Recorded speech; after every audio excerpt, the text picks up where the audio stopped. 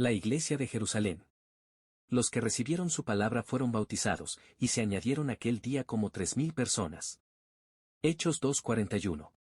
El libro de Hechos nos da a entender que hubo desde los inicios una fuerte iglesia en Jerusalén.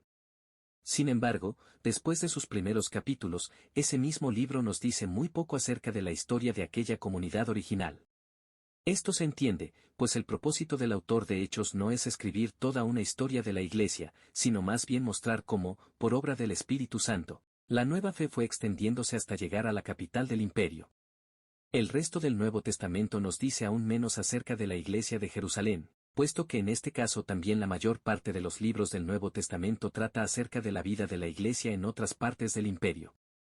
Esto quiere decir que al intentar reconstruir la vida y la historia de aquella primera iglesia nos encontramos ante una infortunada escasez de datos. Sin embargo, leyendo cuidadosamente el Nuevo Testamento y añadiendo algunos pormenores que nos ofrecen otros autores de los primeros siglos, podemos hacernos una idea aproximada de lo que fue aquella primera comunidad cristiana. Unidad y diversidad. Es error común entre muchas personas el de idealizar la iglesia del Nuevo Testamento. La firmeza y elocuencia de Pedro en el día de Pentecostés nos hacen olvidar sus dudas y vacilaciones en cuanto a qué debía hacerse con los gentiles que eran añadidos a la iglesia.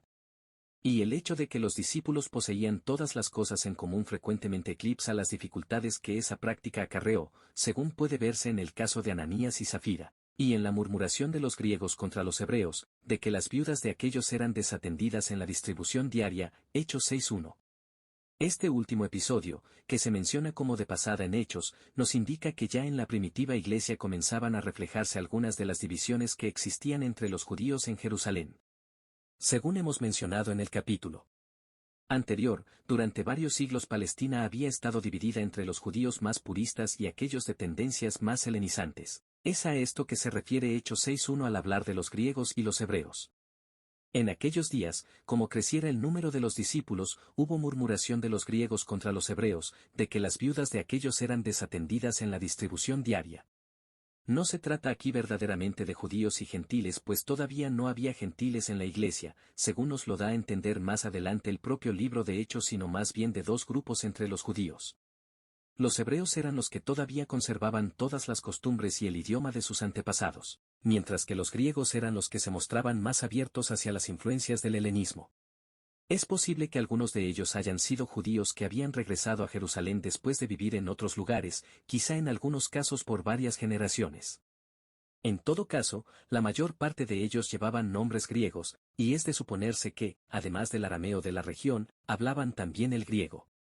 Luego, la disputa a que se refiere Hechos es una desavenencia entre cristianos de origen judío, pero unos, por así decir, más judíos que los otros. Como resultado de este conflicto, los 12 convocaron a una asamblea que eligió a 7 personas para servir a las mesas.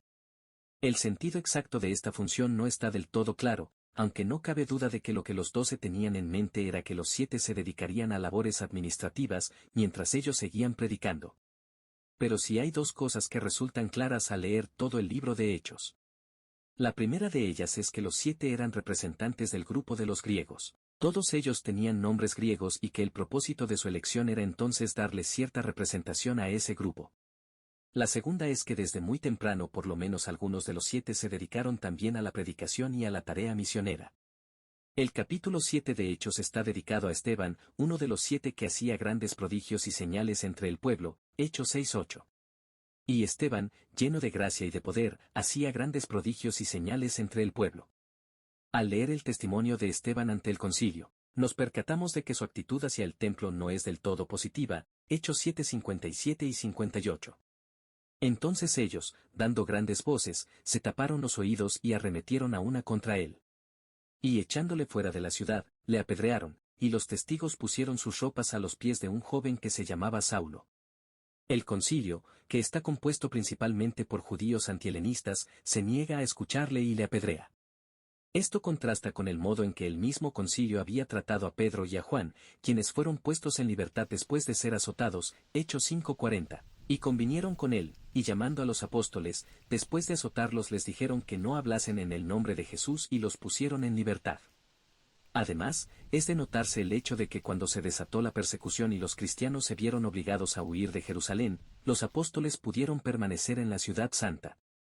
Cuando Saulo sale hacia Damasco para perseguir a los cristianos que han encontrado refugio en esa ciudad, los apóstoles todavía están en Jerusalén, y al parecer Saulo no se preocupa por ello. Todo lo anterior nos lleva a concluir que los miembros del concilio y el sumo sacerdote se preocupaban más por los cristianos griegos que por los hebreos. Como hemos dicho anteriormente, tanto los unos como los otros eran de origen judío. Y no cabe duda de que los miembros del concilio veían en el cristianismo una herejía que era necesario combatir. Pero al principio esa oposición parece haber ido dirigida principalmente contra los judíos griegos que se habían hecho cristianos. Es posteriormente, en el capítulo 12 de Hechos, que la persecución se desata contra los apóstoles. Inmediatamente después de narrar el testimonio y muerte de Esteban, el libro de Hechos pasa a contarnos la labor misionera de Felipe, otro de los 7. Felipe funda una iglesia en Samaria, y los apóstoles envían a Pedro y a Juan para supervisar la labor de Felipe. Luego, resulta claro que ya va comenzando a formarse una iglesia fuera del ámbito de Judea, que esa iglesia no es fundada por los apóstoles, y que a pesar de ello los 12 siguen gozando de cierta autoridad sobre toda la iglesia.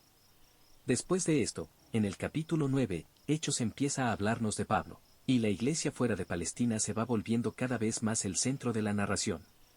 Esto no ha de extrañarnos, pues lo que sucedió fue que los judíos griegos que se habían hecho cristianos sirvieron de puente a través del cual la nueva fe pasó al mundo gentil, y pronto la iglesia contó con más miembros entre los gentiles que entre los judíos. Por tanto, la mayor parte de nuestra historia tratará acerca del cristianismo entre los gentiles. Pero a pesar de ello no podemos olvidar aquella primera iglesia.